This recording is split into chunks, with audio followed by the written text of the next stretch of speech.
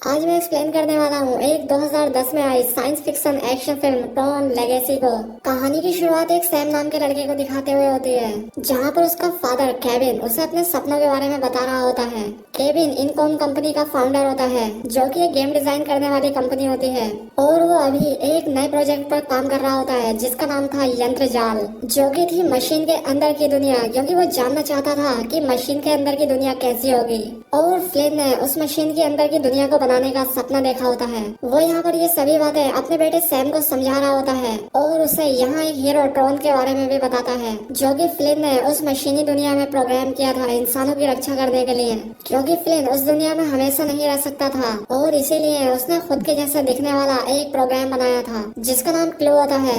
उसने ट्रॉन और क्लू के साथ मिलकर उस सिस्टम को तैयार किया जिससे कि आसानी से मशीनी दुनिया में जाया जा सकता है। अब यहाँ पर सैम भी उससे वहाँ पर जाने के लिए कहता है, जिस पर केविन उससे कहता है कि जब तुम बड़े हो जाओगे तब तुम वहाँ पर जरूर जाओगे। खैर अब अगले दिन टीवी पर न्यूज आती है कि केविन फ्लिन गायब हो गया है और अब सभी को लगने लगता है कि शायद वो इस दुनिया में नहीं रहा, और इसी वजह से एनकॉम कंपनी के शेयर गिरने लगते हैं। अब यहाँ पर बोर्ड मेंबर को ये डिसाइड करना था कि केविन ने जो अपनी जायदाद छोड़ी है उसे उसके बेटे को देना है या नहीं। दूसरी तरफ सैम को दिखाया जाता है, जो कि अब अपने ग्रैंडपा और ग्रैंड मदर के साथ रहने लगा था, अब क्योंकि उसकी माँ की भी डेथ हो चुकी थी और वो अब काफी अकेला रहने लगा था। खैर अब इसके बाद 20 साल बीत जाते हैं और अब सैम बड़ा हो चुका था। वो अपनी बाइक लेकर अक्सर इनकॉम टावर में आता जाता रहता था।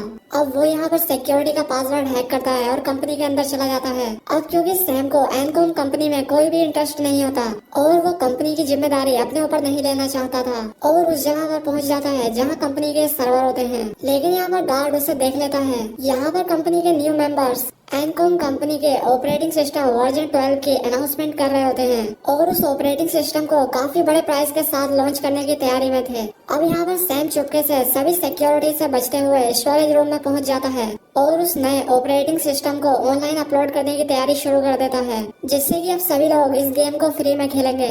अब यहाँ पर चेक करता हुआ सिक्योरिटी गार्ड भी पहुंच जाता है, लेकिन उसके आने से पहले ही सैम यहाँ से भाग जाता है। अब यहाँ पर कंपनी के वो सभी मेंबर उस ऑपरेटिंग सिस्टम को एक एलईडी पर चलाते हैं, लेकिन यहाँ पर उसकी जगह एक डॉगी की वीडियो चलने लगती है, जिसे कि सैम ने उस ऑपरेटिंग सिस्टम से रिप्लेस कर दिया होता है। अब यहाँ पर इन सभी को पता लगता है कि वो ऑपरेटिंग सिस्टम को ऑनलाइन कर दिया गया है और अब सभी उसे एक्सेस कर सकते हैं, वो भी एकदम फ्री में। अब वही गार्ड सैम के पीछे पीछे टावर के एकदम टॉप पर पहुंच जाता है, लेकिन सैम वहां से जंप कर देता है। अब नीचे पुलिस भी पहुंच चुकी थी और सैम उससे बचने की कोशिश करता है, लेकिन कुछ टाइम के बाद वो पकड़ा जाता है। अब इसी कंपनी में सैम के पिता के दोस्त, जिनका नाम ब्रैडली होता है, वो भी यहाँ काम किया करते थे। वो सैम को जेल से छुड़ा लेते हैं। वो उससे मिलने जाते हैं और वो उससे कहते हैं कि अब तुम्हें कंपनी ज्वाइन कर लेनी चाहिए। सैम कहता है कि शायद मैं कंपनी ज्वाइन करने के लायक नहीं हूँ। ब्रैडली सैम से कहते हैं कि मुझे तुम्हारे फादर का एक मैसेज मिला है उसके आर्केड गेम ऑफिस से, और फ्लिन गायब होने से पहले ब्रैडली से मिलने के लिए आए थे। अब यहाँ पर सैम को ब्रैडली की इन सब बातों पर यकीन नहीं होता। अब सैम अगले दिन अपने फादर के ऑफिस में पहुंच जाता है और यहाँ पहुंचने के बाद वो एक वीडियो गेम के सामने आता है जिस पर ट्रॉन लिखा होता है। अब यहाँ पर वो उस मशीन को अच्छे से देख ही रहा होता है, तभी उसे इस मशीन के पीछे एक खुफिया रास्ता मिलता है। वो उसके अंदर चला जाता है। अंदर जाने पर उसे एक रूम मिलता है जो कि इसके डैड ने ही बनाया होता है, और वहाँ पर एक ऐसा सिस्टम होता है जिससे कि कंप्यूटर की दुनिया में जाया जा सकता है। अब यहाँ पर सैम उस सिस्टम को ऑपरेट करने लगता है और इनिशिएशन कमांड टाइप करता है, और इससे वहाँ पर लेजर सी एक तेज रोशनी होती है जो कि सैम को एक नई दुनिया में ले जाती है,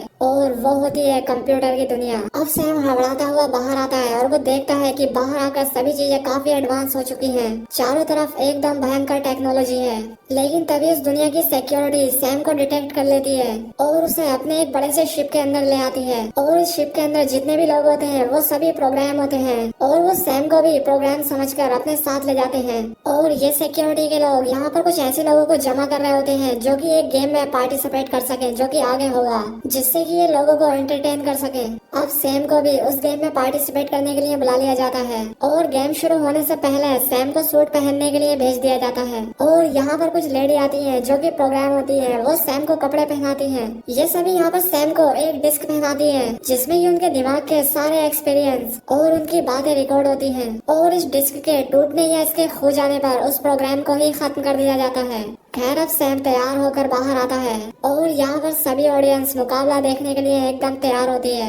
यहाँ पर दो फाइटर आकर एक दूसरे से फाइट करते हैं और जो भी अपने डिस्क से दूसरे फाइटर को मार देता है वो जाता है अगले राउंड में। अब यहाँ पर सैम की भी फाइट शुरू होती है, लेकिन उसे समझ नहीं आ रहा था कि उसे करना क्या है, लेकिन वो यहाँ पर कैसे भी करके अपने ओपोनेंट को नीचे गिरा देता है और अगले राउंड में पहुंच जाता है। यहाँ पर जो इस गेम का हेड होता है वो ऊपर से इन सभी को देख रहा होता है। अब इसके बाद सैम के साथ फाइनल मैच शुरू हो जाता है और उसका जो ओपोनेंट होता है वो दिखने में काफी खतरनाक और होशियार लग रहा था। राउंड जैसे ही स्टार्ट होता है वो सैम पर अटैक करने लगता है। अब पहले तो मैच आराम से हो रहा होता है, सैम उसके अटैक से बचता रहता है, लेकिन अब उस गेम का मास्टर उस गेम के व्हीकल को ऊपर नीचे करने लगता है। इससे पहले कि सैम को कुछ समझ आता है उसका ओपोनेंट ऊपर चला जाता है और सैम पर हमला कर देता है। इस हमले में सैम को चोट लग जाती है और इससे उसका खून नीचे गिरने लगता है और इससे उसका ओपोनेंट समझ जाता है कि ये इंसान है। अब इसके बाद उसे तुरंत गेम के मास्टर के पास लाया जाता है और इस गेम का मास्टर कोई और नहीं बल्कि क्लू होता है जिसे कि सैम के फादर ने बनाया था, लेकिन अब वो इस पूरी मशीनी दुनिया का हेड होता है और उसने यहाँ पर सैम के डैड के साथ क्या किया वो उसे कुछ नहीं बताता है और वो सैम को यहाँ आने की सजा देने के लिए इस मशीनी दुनिया का सबसे खतरनाक गेम खेलने के लिए कहता है। इसके बाद वो सैम को एक नए गेम खेलने के लिए लेके जाते हैं जो कि दो टीम्स के बीच होता है। यहाँ पर इन सभी को एक एक रोड दिया जाता है जो कि अपने आप बाइक में बदल जाती है और इन बाइक्स की तेज स्पीड के साथ इनके पीछे से कुछ लाइंस भी निकलती हैं जिससे कि अपने ओपोनेंट को मार सकते हैं। अब यहाँ पर ऑपोजिट टीम वाले सैम के साथियों को मारने लगते हैं और यहाँ पर सैम भी किसी तरह से उनके एक प्रोग्राम को खत्म करने में कामयाब होता है और अपने बचे हुए प्लेयर के साथ ओपोनेंट पर हमला करता है। अब लास्ट में सैम और एक और प्रोग्राम बचता है और वो सैम को नीचे गिरा देता है और तभी यहाँ पर इस मशीनी दुनिया की एक स्पोर्ट्स कार आती है जिसके अंदर एक फीमेल प्रोग्राम होती है और वो यहाँ पर सैम को बचाते हुए सीढ़ियों से बाहर निकल जाती है और इस फीमेल प्रोग्राम का नाम होता है कोरा। अब वो सैम को एक सेफ जगह ले जाने लगती है। अब क्योंकि क्लू के लोग सैम के पीछे नहीं आ सकते थे क्योंकि उनकी जो बाइक्स थी वो उस जगह के बाहर आने के लिए नहीं बनी थी। अब कोरा सैम को एक सीक्रेट जगह पर लेकर पहुंच जाती है और यहाँ पर सैम को एक आदमी मिलता है जो कि और कोई नहीं बल्कि सैम के डैड केविन फ्लिन होते हैं। यहाँ पर सैम के डैड केविन उसे देखकर काफी खुश होते हैं और उसे अपने गले लगा लेते हैं क्योंकि फ्लिन ने कभी भी ऐसा सोचा नहीं था कि इस यंत्र जाल में कोई और भी आ सकता है। खैर अब कोरा यहाँ पर सैम को जगह दिखाती है, वो उसे यहाँ पर कुछ बाइक्स और यहाँ की कुछ किताबें दिखाती है। अब इसके बाद ये सभी लोग यहाँ पर डिनर करने लग जाते हैं और केविन सैम से उसके रियल वर्ल्ड के बारे में पता करता है, लेकिन यहाँ पर सैम अपने फादर से सिर्फ एक ही सवाल करता है कि आखिर वो वापस घर क्यों नहीं आए। यहाँ पर उसके फादर बताते हैं कि जब मैंने इस वर्चुअल वर्ल्ड को बनाया था तब यहाँ पर एक अजीब चमत्कार हुआ और यहाँ पर कुछ प्रोग्राम्स जिन्हें आइसोस कहा जाता है वो अपने आप ही बन गए जिन्हें कि हम बहुत ही इंटेलिजेंट ह्यूमन कंप्यूटर भी कह सकते हैं। और मैंने देखा कि हम इन प्रोग्राम्स के डीएनए से असली दुनिया में काफी बदलाव ला सकते हैं। इनके डीएनए से इंसानों को कभी बीमारियां नहीं होंगी। यहाँ पर सब कुछ ठीक चल रहा था लेकिन तभी क्लू ने बगावत कर दी। वो इन सभी प्रोग्राम्स को अपना दुश्मन मानता था और इसीलिए उसने धीरे धीरे इन सभी को खत्म करना शुरू कर दिया और क्लू ने मुझे धोखा देकर पूरे यंत्र जाल पर अपना कब्जा कर लिया। फ्लिन वहाँ पर कैसे भी करके अपनी जान बचाकर एक सीक्रेट जगह पर आकर छुप गया था और क्लू को आइडिया हो गया था कि फ्लिन जैसे बाहरी दुनिया से कंप्यूटर की दुनिया में आ सकता है वैसे ही क्लू भी मशीनी दुनिया से असली दुनिया में जा सकता है। यहाँ पर फ्लिन सैम से कहता है कि वो मैसेज जो तुम्हें मिला था वो मैंने नहीं भेजा था बल्कि वो क्लू ने ही भेजा था क्योंकि वो ऐसा चाहता था कि सैम इस दुनिया में आए और वो इंसानी दुनिया में जा सके। अब यहाँ से बाहर जाने का सिर्फ एक ही रास्ता होता है और वो रास्ता था जहाँ से सैम अंदर आया था। अब यहाँ पर सैम कैसे भी करके अपने फादर को बचाकर यहाँ से सेफली बाहर निकालना चाहता था, लेकिन यहाँ पर उसके फादर नहीं चाहते थे कि सैम इतना बड़ा रिस्क ले। वो कोरा से कहता है कि तुम सैम को एंट्रेंस तक पहुँचा दो। अब यहाँ पर कोरा उसे एंट्रेंस तक पहुँचने में उसकी मदद करती है और साथ ही वो उसे ज्यूस नाम के प्रोग्राम से मिलने के लिए भी कहती है जो कि किसी को भी उस एंट्रेंस तक पहुँचा सकता था। खैर अब सैम वहाँ पर जाने लगता है और वहाँ पहुँचकर वो अपना वेश बदल कर अंदर घुस जाता है। वहाँ का सिक्योरिटी सिस्टम सैम की बाइक को डिटेक्ट कर लेते हैं और वो समझ जाते हैं कि वो बाइक कहाँ से आई है, यानी कि अब उन्हें फ्लिन का एड्रेस मिल जाता है। दूसरी तरफ सैम के डैड फ्लिन को भी पता लग जाता है कि सैम वहाँ पर गया है और इसलिए फ्लिन भी अपने बेटे सैम को बचाने के लिए चले जाते हैं। यहाँ पर सैम को एक फीमेल प्रोग्राम मिलती है जो कि उसे ज्यूस तक लेकर जाती है। अब फ्लिन का एड्रेस मिलने के बाद क्लू और उसकी बाकी की टीम उसके घर पहुँच जाते हैं, लेकिन फ्लिन अब वहाँ से निकल चुका था। अब क्लू यहाँ पर कुछ छानबीन करने लगता है लेकिन उसे यहाँ पर कुछ नहीं मिलता। अब यहाँ पर सैम उस ज्यूस नाम के प्रोग्राम से मिल जाता है और ज्यूस उसे एक रूम के अंदर लेकर जाता है।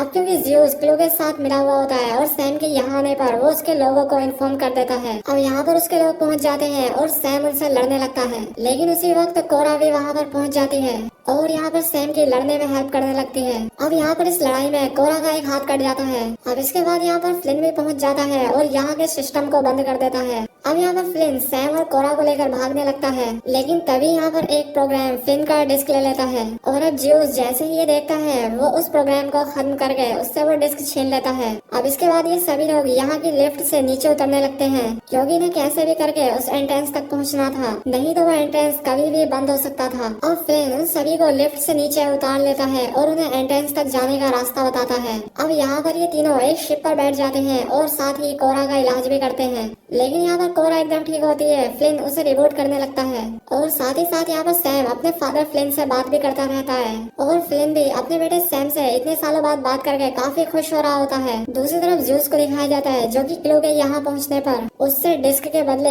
एक सीडी मांगता है, लेकिन क्लो काफी होशियार होता है। वो ज्यूस से उस डिस्क को लेकर उस जगह को ही तबाह कर देता है। दूसरी तरफ कोरा पूरी तरह से रिबूट हो चुकी थी और वो होश में आ जाती है। अब यहाँ पर कोरा सैम से इंसानी दुनिया के बारे में पता करती है और वहाँ क्या होता है ये सब बातें भी पता करती है और यहाँ पर सैम भी उसे इंसानी दुनिया के बारे में सब कुछ बताता है। दूसरी तरफ क्लो के आदमियों को पता लग चुका होता है कि वो कहाँ जा रहे हैं और अब वो उनका पीछा करने लगते हैं। दूसरी तरफ फ्लिन और सैम देखते हैं कि क्लो बहुत सारे प्रोग्राम बना रहा होता है और वो अपनी एक आर्मी तैयार कर रहा था जिससे कि वो इंसानी दुनिया पर राज कर सके। अब यहाँ पर कोरा उसे देखती है और वो अपनी डिस्क उतार कर फ्लिन को दे देती है और खुद सिक्योरिटी पर हमला करने के लिए नीचे चली जाती है ताकि सैम और फ्लिन एंट्रेंस तक पहुंच सके। लेकिन कुछ टाइम के बाद ही कोरा पकड़ी जाती है। दूसरी तरफ क्लो को दिखाया जाता है, जो कि अपनी आर्मी को स्पीच दे रहा होता है कि इंसानी दुनिया पर कब्जा कैसे करना है। ये सभी प्रोग्राम उसकी बात मान भी रहे होते हैं। दूसरी तरफ सैम भी कोरा को बचाने के लिए नीचे कूद जाता है और वो यहाँ पर किसी तरह से कोरा को बचा लेता है।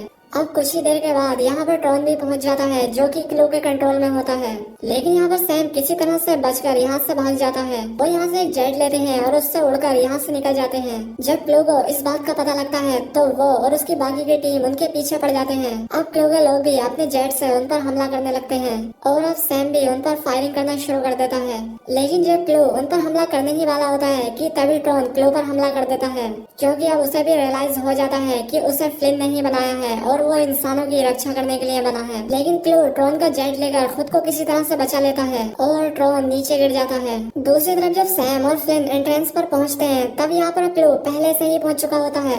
यहाँ पर क्लो फ्लिन पर हमला कर देता है और यहाँ पर फ्लिन सैम से कोरा को यहाँ से लेकर चले जाने के लिए कहता है, क्योंकि उसके फादर चाहते थे कि सैम किसी भी तरह से करके यहाँ से बाहर निकल जाए। खैर अब सैम किसी तरह से उस एंट्रेंस तक पहुँच जाता है और वो कोरा को लेकर यहाँ से बाहर निकल जाता है। और अब दूसरी तरफ फ्लिन अपनी पूरी पावर का इस्तेमाल करते हुए क्लो को अपने अंदर एब्जॉर्ब कर लेता है और इससे यहाँ पर एक जोरदार ब्लास्ट होता है जिससे कि क्लो और फ्लिन दोनों ही मारे जाते हैं। अब दूसरी तरफ सैम उस दुनिया से बाहर निकल आया था, अब वो उस लेजर को बंद कर देता है और इससे वो एंट्रेंस भी बंद हो जाता है। अब सैम अपने अंकल ब्रैडली से मिलता है, उसे एहसास हो जाता है और वो उनसे कह देता है कि अब एनकॉम कंपनी को मैं अपने हाथों में लूंगा। और अब असली दुनिया में आने के बाद सैम कोरा को अपनी बाइक पर लेकर उसे घुमाने के लिए निकल पड़ता है ताकि वो उसे इस इंसानी दुनिया को दिखा सके। और अब कोरा इस इंसानी दुनिया को देखकर काफी खुश होती है और इसी सीन के साथ ये मूवी यहाँ पर एंड हो जाती है। तो दोस्तों वीडियो कैसी लगी कमेंट करके जरूर बताएं, साथ ही चैनल को सब्सक्राइब और वीडियो को लाइक जरूर करें। तो आज के लिए बस इतना ही, मिलते हैं हमारी नेक्स्ट वीडियो में।